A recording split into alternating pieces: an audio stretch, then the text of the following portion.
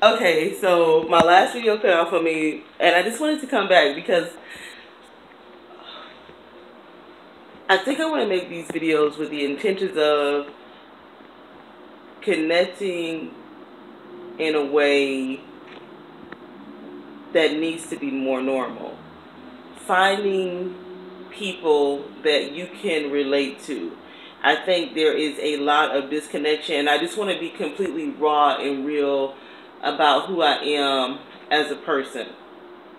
In the sake of letting other people know that they're not alone, you're not by yourself, you're not completely isolated. I live in a way that I think is going to be more typical for the future, and is very typical for people who live in big cities, where I don't identify as one thing or with one community.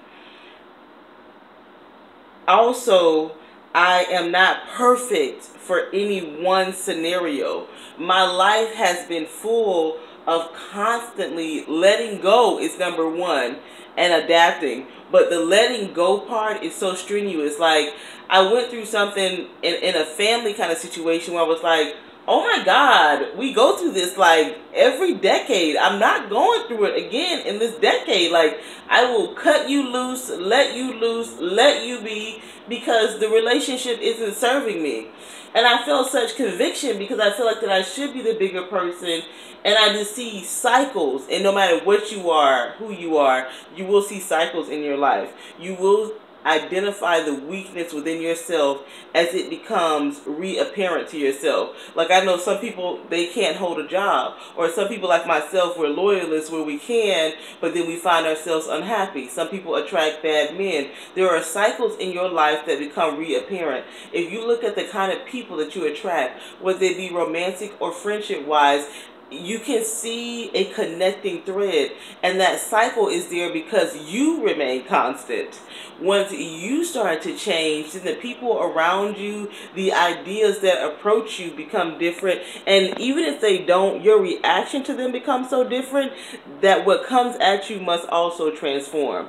And I say that because I intake so much information, so many different encounters, so many places, and that's the way that the society is being pushed. Like, everything is modular. Like, I'm like, oh my God, they took my salad place away. Like, that place was there, I like that place, and now it's gone. Oh yeah, a Chinese place is coming. And I was just supposed to accept that, because that's the kind of world that we're currently in, a place that is always moving the line of what was there, what is no longer there, and how you should get over it and let it go. And I'll tell you, that is, or maybe I'll put it in the past tense, that was a hard thing for me. It is an actual thing that is constantly happening, where you have to let go, where you have to be open for change, or you become slower and more weighed down. Let me not say you, let me say me.